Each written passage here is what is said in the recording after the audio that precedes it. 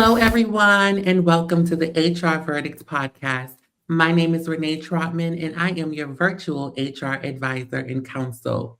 So, today we are excited. We have something brand new just for you today. For those of you that saw my post as I kicked off in 2026 for the new year, I mentioned that I'd have my first ever premiere guest. So I'm so excited to be welcoming our first guest on the show today. And we are going to have a conversation. We are going to do what we do and have a wonderful conversation today. So without further ado, I am so excited to introduce you to Melanie Gonzalez. We met a while ago, and so it was only a perfect opportunity and time for us to come and have this conversation now that I became live on this podcast. So, Melanie, welcome, welcome, welcome, and thank you for being our premier guest. I'm going to turn it over to you to introduce yourself. Hi, everyone. Hi, Renee. Thank you for having me. I'm so excited to be here. Like Renee said, we did meet some time ago. We actually met at an HR and finance conference where she was my moderator. I'm so excited to be here today. I am the Chief People Officer at BSRI, a nonprofit in Coral Gables, Florida. And we do research and evaluation. I've been with BSRI now for 6 years and just recently, funny enough, got promoted to CPO. So coming into you fresh with the title. Awesome. So excited. And we here at the HR Verdict Podcast, we congratulate you on your promotion. Well deserved. Thank you. So, thank you, Melanie, for introducing yourself. Today, I want us to kick off and really have a conversation in the way that we do here. We talk about all things people management, employment law, and people strategy and training and management. And so today, we're really going to focus in on having this conversation with Melanie, which is really about people first leadership and what that looks like in organizations. We are in a completely different landscape in the world of work than what we've seen over the past several years. So it really requires, as you always hear me say, for people managers to really be intentional and organizations to really be intentional in how we lead, we coach, we manage our teams, and even how we structure. So today we're going to open up that conversation and really talk to Melanie. It's so fascinating. I saw someone acknowledge her for being really embodying people first leadership. And I just think that that is amazing. In the short time that I've known her, she definitely embodies that. So it's a perfect conversation to open that up today. So, Melanie, let's kick off in that vein of the theme, people first leadership. What does that kind of look like and mean to you when you hear that term? So actually, the comment that you made was brought to the LinkedIn through my CEO, the person who made that comment. It was very rewarding to see her perspective and, get it personally when her and I have one-on-ones and publicly on LinkedIn. For me, people first leadership is really about being proactive, not reactive. And oftentimes that's when HR is brought in. What does that mean exactly? When you're designing a system, it's not just designing a department like the HR and people department or designing a specific function at an organization. Every function, every department, and the organization as a whole should be seen from the people first lens. So HR, if you're brought in at the beginning steps of everything versus when there's trouble and when you have a hiccup or a hill that you have to climb, you have better results. It's really about designing the systems with humans in mind. Awesome. 100%. I love that. So many gems and nuggets in that to unpack already.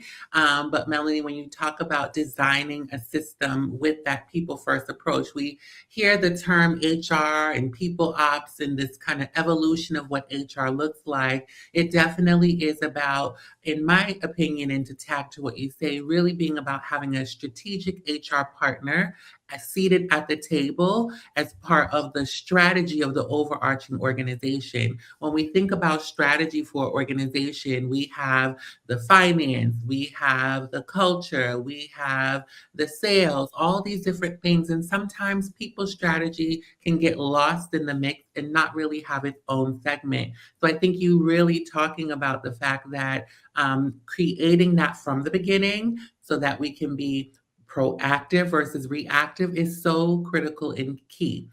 Oftentimes, as you noted, so many people bring us in after the fact when they could have been prevented, or a lot of things could have been changed or alleviated before we get to that point. So I love how you're even touching on the fact that as you build this and being a part with your CEO, having the opportunity to have that conversation and there being a willingness and a level of readiness to be able to even say, yes, this is important and how we want to build, how we move forward. So kudos there. So as you talk a little bit about partnering with your CEO, this is something that here at the HR Ready podcast, we talk a lot about having a seat at the table, and that is HR being positioned in the organization to not only do these administrative and HR things, but really having an opportunity to influence change and to really have an opportunity to help be a thought partner and a thought leader to the leadership of the organization, especially the CEO. So, talk to us a little bit about how that relationship has been for you and really how that has helped you set not only the organization up for success, but also you in your role. So I know every organization is different, and we might operate in a unique way than every typical org. But specifically with my organization, my CEO brought me in even before I was in a C-suite position. So given that I just announced I was recently assigned to a C-suite role, I had a seat at the table way before that, because being the highest or the ultimate person of HR in the organization, that means that you need to have that person at the table, regardless of what title they hold. HR, whatever level or however your organizational chart works, should be at the table, C-suite or not. That's just my philosophy and my approach to how HR should be viewed.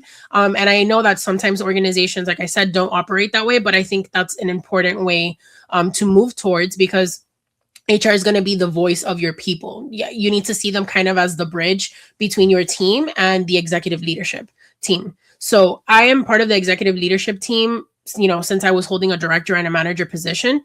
And my CEO and I had a very close-knit relationship where I would bring to her, my opinions, my perspectives, or my HR philosophy. She would bring to me her business perspective, given that she's the CEO and that's her role and function. And we would kind of meet in the middle of what made sense. The CEO has the ultimate end decision and is like the end all be all for your organization, but nobody can do it alone. Any CEO who says they can, I honestly think that they might not have a great team of people who are supporting them, because every CEO who is operating and executing and being a good leader for the organization is having the opinions, considerations, and advice of a large team of people, whether it's big or small. Large team meaning like large opinions from the COO, from the HR team, from your department heads. Everyone is coming with their voices, speaking for their team and for their department, and then they're giving you sound advice so that you can make the sound judgment and the next steps to lead the organization and make decisions at that level. 100%. I just absolutely love how you've positioned that. And there being this kind of rapport and, again, partnership that has been built in this example with you and your CEO. You're absolutely right. Ultimately, the CEO has a final decision. But as there are so many functions in which the CEO is overseeing, there being an ability to have, and as you said, regardless of whether your HR is in a C-suite or not, it should. And if there is an organization that's building its way to that, but ultimately that role should report to the CEO and give an ability to be open to hearing. We don't like to call people assets because it can feel kind of like very Dehumanizing. really, yes, but there's an element of an important part of the organization's strategy and success. And so having an ability to have someone who is focused on people and providing that any suggestions and feedback about HR philosophy, HR approach, how to handle certain things in the organization is so critical and key to the success. If people are thriving, the organization is going to thrive. And I love how you said there was a meeting in the middle. And that's what it is with having a seat at the table with HR. I think oftentimes individuals think, or other organizations may think, sometimes that HR is here to tell the organization what to do, to be the police. And that's not what it is. We are here to ultimately help you make sure that the people that are the most important to moving your organization forward, that they are kept in mind, especially through things like major change, restructuring, whether it's through enhanced growth, M&A, whatever those things are. So I think ultimately it's about when people are able to come together at the table, regardless of what their function is, meeting in the middle to say, here are all the various perspectives. But when we think about how we bring this together, how do we still get to the same end result? By taking everyone's collective ideas and moving it forward. So thank you for sharing that. I think that that is just wonderful that you've had that experience.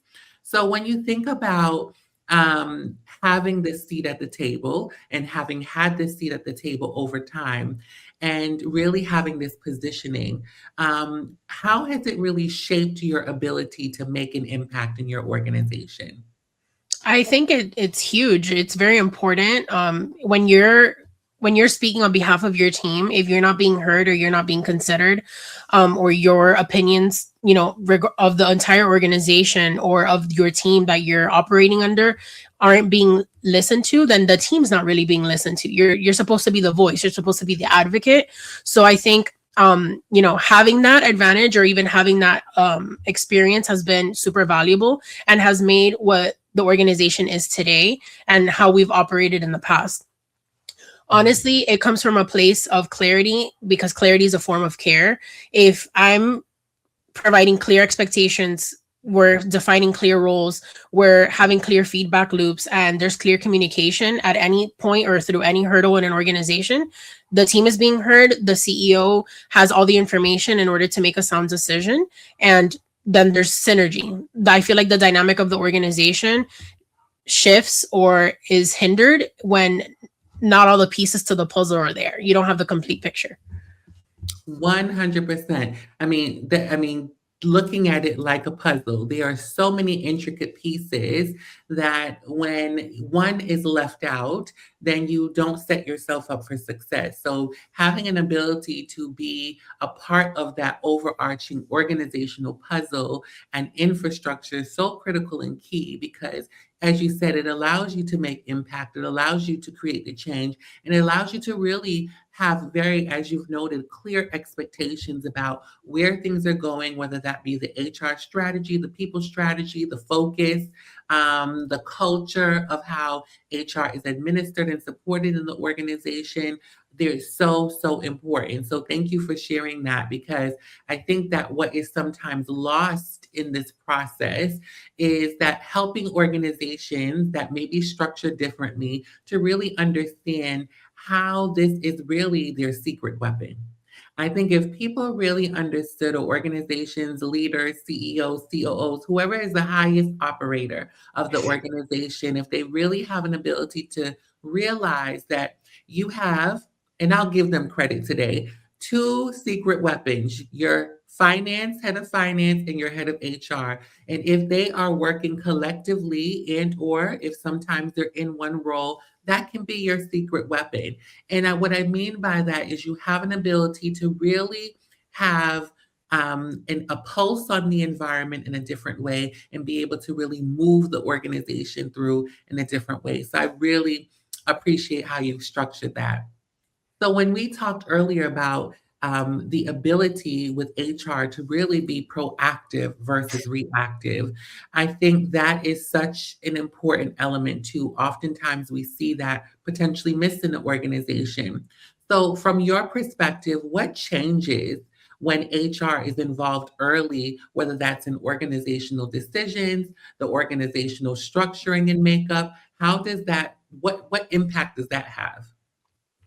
So that's a great question. And I'm going to bring up a word that is very stigmatized, but it has to be addressed. I feel like it's a big part of preventing burnout. When you have reactive HR, what that essentially looks like is that you're bringing HR after a problem has already escalated, after a problem already exists, or when you're trying to reframe a people problem that should have been addressed from the get go, or at least prevented, in my opinion. And when you're addressing burnout after turnover spikes or after trust has already been broken, you create more work for the HR person and for the CEO and everyone who's a part of the company, because it's, trust building all over again. And now you're learning from experience and from after being burned, hence the burnout, versus starting from the get-go, setting a clear expectation that they're a priority. When you're proactive and you're bringing HR to the table from the get-go, not only are you leading with people-centered decisions and a people-centered approach, but you're anticipating people's impacts before changes roll out. You're adding empathy and you're adding emotion, because at the end of the day, people are behind the decisions and the work that you're doing. And you're building systems that prevent issues instead of managing fallout. Mm. I love that. You are putting systems before you have to manage fallout. I mean, that's a gem right there in so many ways, Melanie.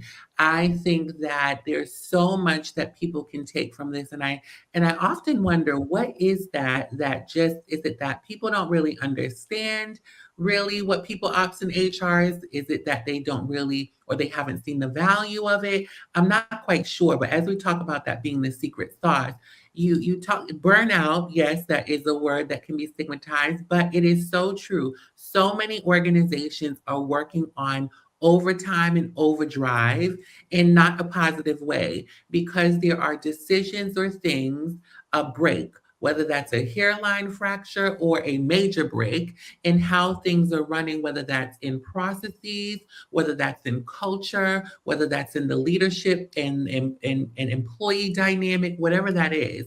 And I think, as you noted, being able to come in early helps you to be able to be preemptive.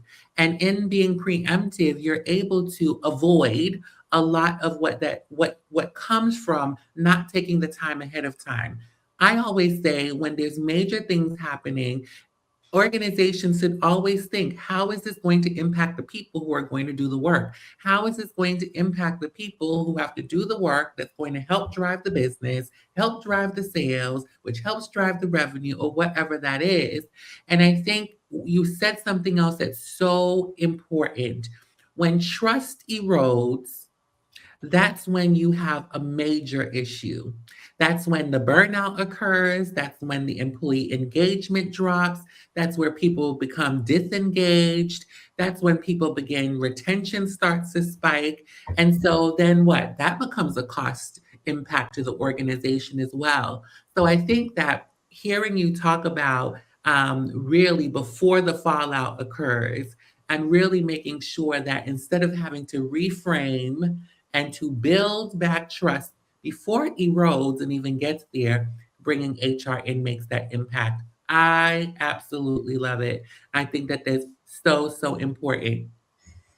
Melanie, switching gears a little bit, you talked earlier about coaching and really about that being a big part of you, potentially your HR or people philosophy. I love how, some people might say people first is, it's not thinking about the business, but I think the interchange between people first and people centered. Some people may prefer saying people first.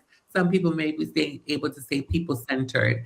And I think that that's so important in helping to establish what that looks like in coaching and development and providing the clarity of expectations that you talked about. So, what is your perspective on, from a people ops perspective, on coaching and how you really create that clarity, especially when there may be times of change? So, first and foremost, I think that although people say that the people center, the people leadership approach um, is it slows things down or it adds one more element to the mix, I feel like early HR involvement slows things down just enough so that it could speed things up later. It's a necessary step. It just helps leaders pause and ask, are we building something sustainable or is it something urgent? What is the purpose and the reason why we're doing something? I understand that coaching, development, learning, and just professional development overall in an organization is something that can be costly or timely, and does consume a lot of energy to an organization, but it's Mhm, positive energy. It's meant to build your managers up. It's meant to develop you as even C-suite. It's meant to develop you as a leader. mhm, It's all for the benefit of the individual doing the work and of the organization. If you mhm, develop and you coach your people, they're going to come into your workplace, into your deliverables, into your tasks, into your strategic planning, every aspect of the organization more equipped to do what you're asking them to do. Going back to a point that you made about assets, I totally agree. It kind of dehumanizes people, but if that's how you see your people, this is even more so why coaching and development is so important. It builds them up to be a bigger asset. They're going to benefit your organization, revenue, productivity, retention, all of these things if you're developing them. A lot of companies make the mistake of thinking that when you're hiring somebody, they're going to be with you their entire career. Sometimes you might serve as a stepping stone for that individual, or they might be looking to be with you long term. Whatever the case is, for the time that you have them, it's your role as a leader to develop them, not only to do what it is that you need them to do in your organization to produce results or to bring in revenue or to even produce a deliverable, but you're also developing them for the next step. Because as a leader, not only is it your responsibility, and that's something that you essentially are taking on when you are in a leadership role, but you're also developing them so that when they're coming to their next workplace, to the next thing, whether they're being appreciated for how they're showing up, whether they're coming in another leadership position, there's name recognition there. It's adding to your organizational legacy. If I personally were to hire somebody and I'm like, wow, this person is so developed, they have all the leadership skills, they're coming in, emotional intelligence, they're good and people first, or they're coming in and they know XYZ about this department, it not only speaks to their skill set, which is very important, and that's the first thing that people look at when they're looking for a hire, but it also speaks to how they were developed. mhm, Who mentored you? How did you learn this? And then I'm gonna sit here and I'm gonna look at their resume, or it's gonna be conversational, and it's like, at XYZ organization, they did this, or this was, their philosophy, or this was their approach, and this got me to where I am today. You never know how that's going to benefit you in the long run.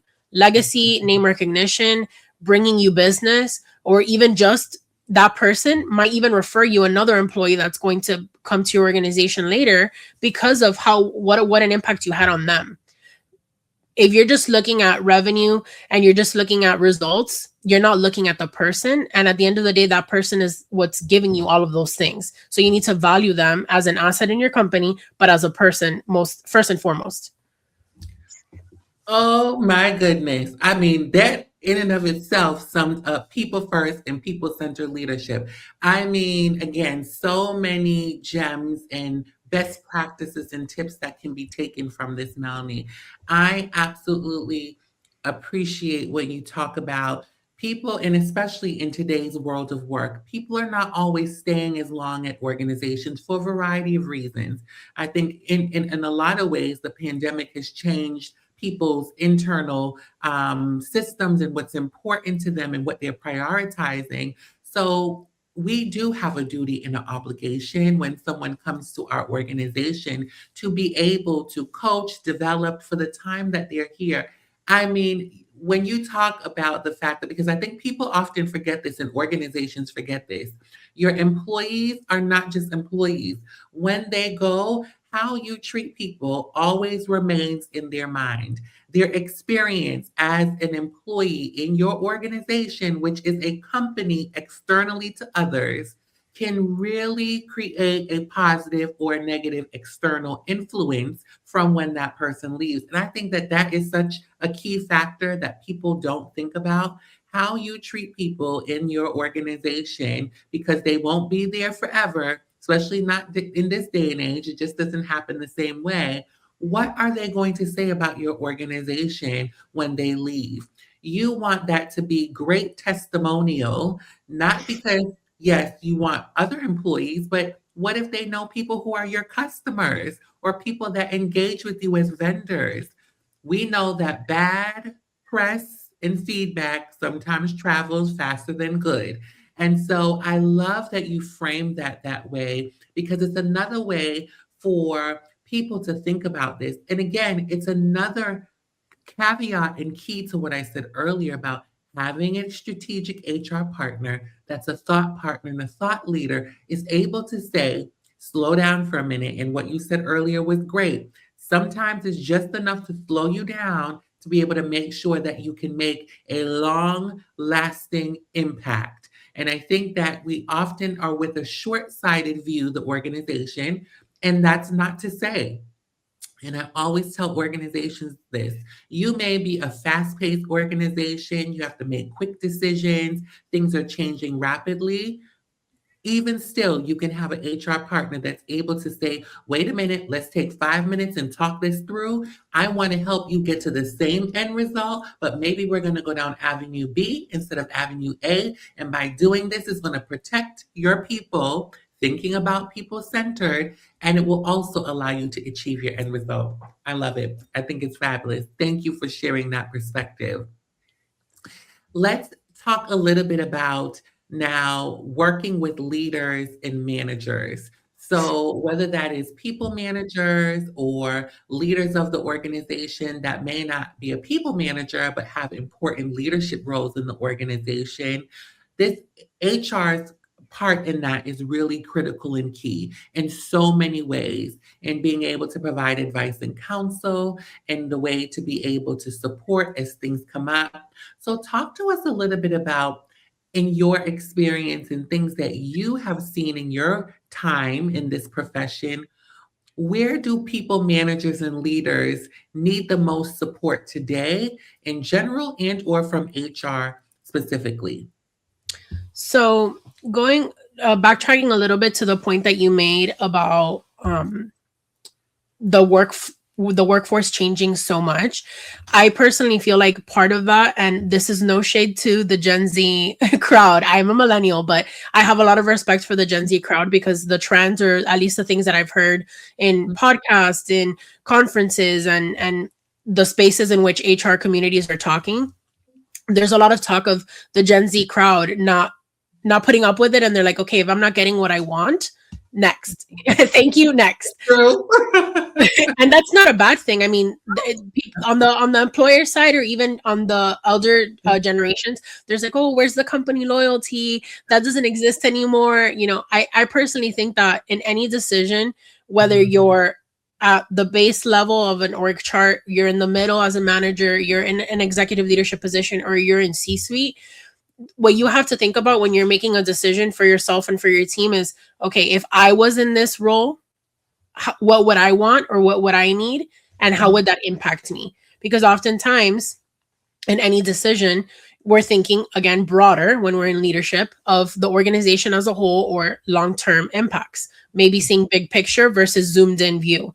When you're putting yourself in that micro level of, okay, how is this going to affect me day to day? How is this going to affect me if I was in this position? You're thinking more clearly of what you would have wanted if you were in that role, or even thinking back to when you were in that role. Because most of us, I hope and I assume that you're building up to being in leadership. You didn't just get handed a leadership position. You had to, show up, show out, build skill sets, build leadership qualities before you got there naturally. So speaking to that, when my relationship with managers and with leaders in my organization, I feel like the most important thing, going back to the coaching element, is building that skill set, which might happen naturally in the day-to-day with practice and trial and error, or through specific work plans that you develop for that person to build, and creating that space and time for them to do that. Mm-hmm. You can build a functional skill individually or as a team, whether you're doing a training, whether you're doing a course, whether you learned it in school. Building a tangible skill is significantly easier than building an interpersonal or a leadership skill. A lot of those skills, although we do interface with them regularly, is a muscle and a skill that you need to flex and that you need to practice in order to be equipped to be in a leadership position. So I personally feel like the way that leaders have excelled in my organization, or the people that I've engaged with who have had good experiences, have been because they've been given the dedicated time to work on those things. If you're just working on the day-to-day function, which is obviously still necessary, Mhm. you're only practicing one set of skills, and it's the tangible ones, which are still very important, but you're not given the opportunity to work the other ones. So leading a team, managing a team, bringing in the emotion component of trials and tribulations that we run into in the workplace, emotional skills, and all of that aspects need to be practiced and need to be enhanced in the workplace if you're given the time and the space to do so. 100%. I mean, there again, so many gems in that, in what you stated there. And I think that one of the key things that I really appreciate is talking about building the skill set as a people manager. And they need that, right? Everyone is coming as a sum total of their experiences. I think also the fact that we are in a multi-generational workforce in a way that we have not been. In some organizations, you have a condensed amount of one generation, but in a lot of organizations, big or small, you have 3 to 4 generations now in the workplace. And how people work, how people think is very different. And as you just talked about, I hear this too, where is the loyalty? And it's not about that. I think everybody has choice, right? And there is positive in the choice and the impact that it has for the organization or the employee if they choose to leave sooner rather than later. And I 100% agree. Some generations, in some of the newer generations coming into the workplace, they are not having it. They want to make sure that there are certain priorities in their belief system that, if not met, they're going to look elsewhere. So I think being able to really curate these plans that you talked about, and I mean, this is a whole nother topic that we could go down, Melanie. Is we, yes, hope that people weren't just put into these people manager roles, but we have seen a lot over the years that individual contributors have been moved into people manager roles, and that's okay because that's development, but they've not been given the plan or the support to adequately help them transition. People can have been great individual contributors and not so great managers because the management piece is going to require them to lead, coach, manage. And while they may be very great at helping to manage and get the results, how are they on their leadership and their coaching? And I love that you said having work plans and time that is really carved out to support that development is an investment not only in the people, but it's an investment in the organization that has a trickle effect. Why? Because people managers are the forward facing portion of the company.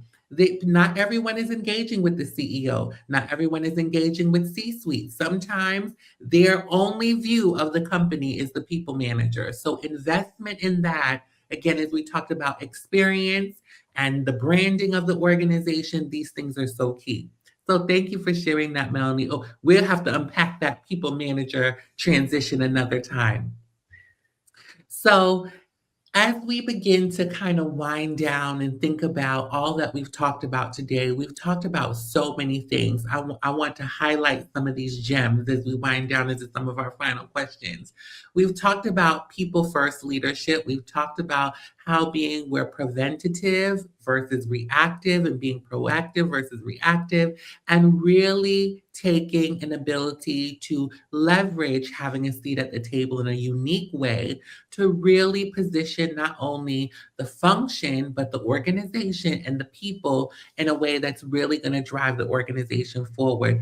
So many gems that you've talked about, from the proactive to versus reactive to really managing things before there's a fallout, really making sure that we don't erode the trust of our employees. And that comes from, again, having that strategic partnership from our C level and CEOs and COOs, whoever's the highest operator of the organization, in so many ways. There's so many nuggets in here, and I hope that people replay this because if they are thinking about how do we make a shift in our organization, listen, Melanie just dropped some gems, y'all. And it is so many good ones that you can take away, take notes, and apply and watch your organization's people first function, people centered function start moving in a different way. So thank you for that, Melanie. So we talked a lot about how the world of work is changing and just there being, whether it's the multi-generational workforce whether it is just, again, people's belief and value systems changing from what it was before in the pandemic. Um, there's also so many different factors to how people are living their lives now. So all of those are combined, and all of those now we have to manage differently, right? We have to create psychological safety. We have to really ensure there's psychological availability in our organizations to manage all of these things in a different way. So when you think about that and we think about HR, people operations as a function, as a profession, how do you see the future of HR, people, and its leadership really evolving? Oh, I love this question. I can sit here and talk all day about this just because I'm so passionate about it. But personally, I feel like we're really shifting into more people departments versus HR departments. HR, again, going back to the the stigma that we have and the bad rep that we carry of HR being the police, the bad guy is only here to care about the execs. They don't really care about the team. We're trying to change the narrative. At least personally, I am in the people space, and there's a lot of change makers in the community, in the HR community, which are approaching people differently. Every conference that I've been to in the last 12 to 18 months have really talked about changing the name of HR to more people centered, people departments, people leaders, CPOs. Like those titles are coming more and more known and are seen more and more in the communities, regardless of industry, as the HR role, because we want to move away from traditional HR to, I guess, the fun version, or the fun, I don't even know how to call it, like not the fun police, I guess. We want to change from the strict police to the fun police. They're The people roles are so important, and because they have such a bad rep, they're not being taken advantage of or being used to its full capacity. Mhm. We're all learners. The best people leaders are learners first. And that goes from this anywhere from the C-suite down to the manager level. If you're learning how your organization is working, like the people in it, within it, how they're working together, and what best ways you can approach that. If you have a people person at the table, a people leader, they're it's going to be trial and error, and naturally you're going to move in the direction of synergy. Mhm. I feel like if more and more HR people work in this direction of people first, people centered, and leading in the non-traditional HR way, we're going to naturally see more fun at work. We're going to see more people enjoying their jobs. We're going to see more retention.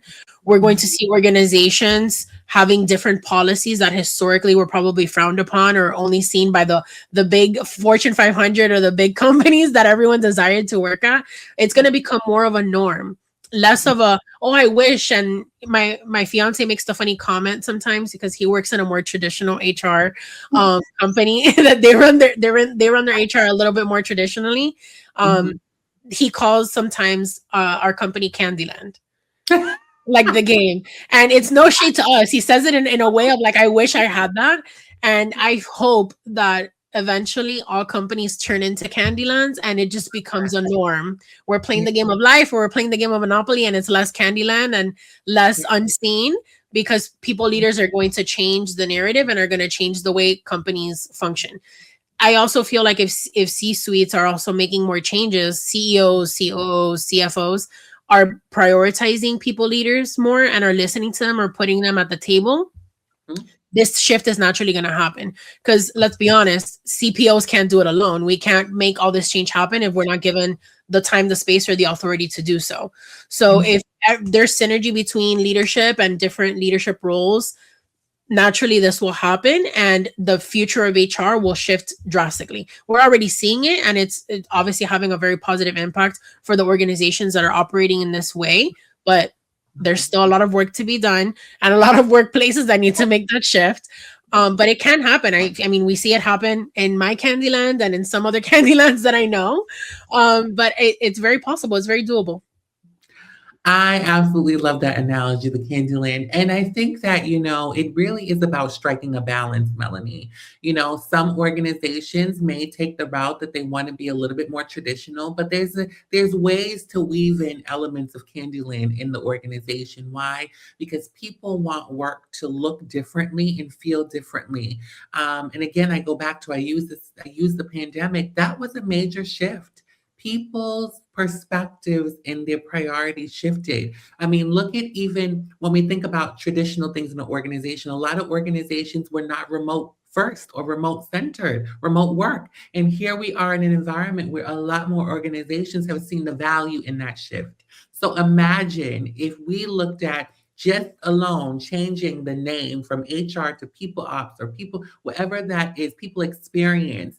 What is that saying to your organization? There's so much that you can start to do in inserting a shift and a change that creates a different dynamic that will have a different impact on your organization.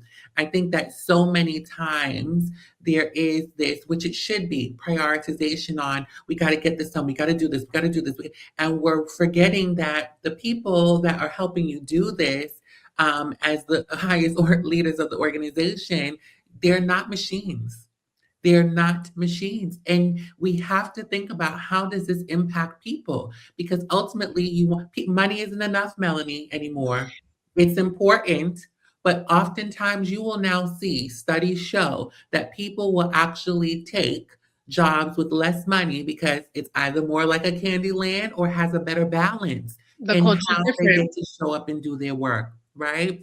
So I just love that you have shared that and just talking about this shift, whether it's the multi-generational workforce, whether it is, again, adapting to the different priorities that people have. And some organizations that are, have these different mindsets that say, well, they're working for us. They have to line up. Well, no, because they have a choice not to work here. And that's going to create, again, all the things that we talked about. And so it's finding the balance. And so what I hope today that this conversation started to spark for people is seeing if you are in the more traditional HR environments, that there is an ability to expand and do a little bit different. There is an opportunity and ability to be able to say, look, we can still accomplish all the things that we need to accomplish and prioritize having an important piece of the puzzle that is people ops, HR attached and at the table to help you drive your organization in a different way. Secret weapon.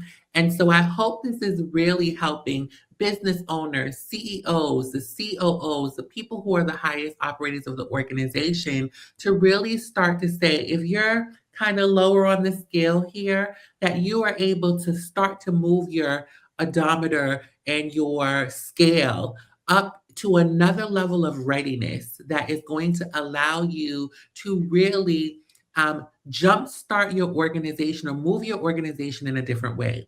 So, Melanie, as we close, I want to have you speak directly to the camera and talk to CEOs, the COOs, about the importance of partnering with HR or their people leaders.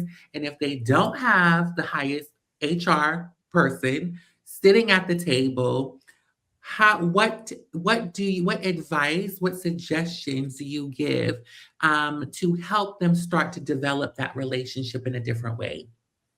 Yes, happy to. I don't I'm not the end all be all. I'm not the expert of all things HR. Of course, my opinion is just one opinion, but I know there's a lot of people in the HR community who do feel this way and who do want to push this movement. I personally think that to all CEOs, partnering with HR isn't about giving up control, losing control, or making huge, huge shifts. It's about making better decisions. If you invest in the partnership between HR and you as a leader, you don't just build better teams, you build better organizations. And going back to your point about the pandemic, the reason that we saw a lot of things like even remote work happen and function well was because they were forced into it. There was no other choice. You don't want to be in the position as a leader that you're forced into making a shift because you lost all your teams. You had really high turnover and no retention because your organization had a huge shift, because culture took a hit, all of these negative impacts. You want to be ahead of that curve to prevent that and give your people what they're asking for. You don't have to have all the answers. You just have to have curiosity, humility, and willingness to listen and learn so that you can potentially make those shifts. Even to the point of the Candyland, not every organization needs to operate that way. And you can still have both. You can still have structure and traditional aspects of HR and the tidbits of Candyland and culture building that create that. but doing so means that you need to be open to listening to it and being open to try. Not every organization is going to work the same. Not something that works at my organization is going to work at someone else's, regardless of industry, regardless of sector, regardless of location. You just have to be willing to try it to see what works for your team, because what works for my team might not work for others. And if the day of tomorrow somebody from my team leaves to another organization, they find that's maybe a different working style works better for them. Everyone is different and every business is different, but again, it's having the willingness to do so and to be open to that in order to make it work. I love that. Excellent, excellent, excellent way to wind down our conversation, Melanie. And thank you for sharing that. And I hope CEOs and organization leaders, you heard her. It is about, again, striking and finding the balance for your organization. There is a value with the organization that I've supported for a long time. And one of their values is we try and we learn. And I love that core value because ultimately we do. We try and we learn with so many different things in the organization. And as Melanie said, we don't want to be forced into something. We want to be able to organically be able to make some of these changes.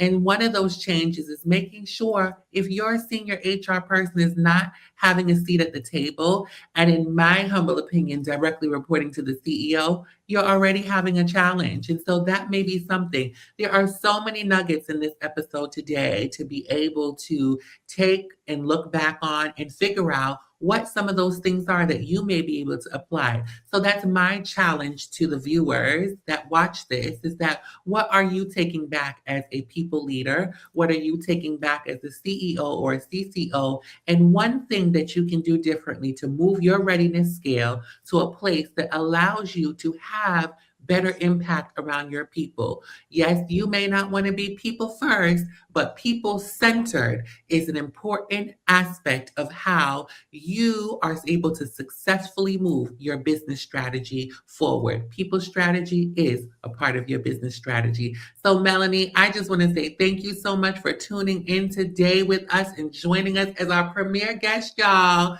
Give her applause for being our premier guest. I am just so thrilled. I wouldn't have wanted to do it with anybody else. So I'm so grateful for you for coming on today. And so I just want to close out by saying, remember, prevention is better than cure, y'all. People managers and leaders, like I always say, remember to be strategic, intentional, and methodical in how you manage because your role has an impact. Thanks for tuning in, y'all.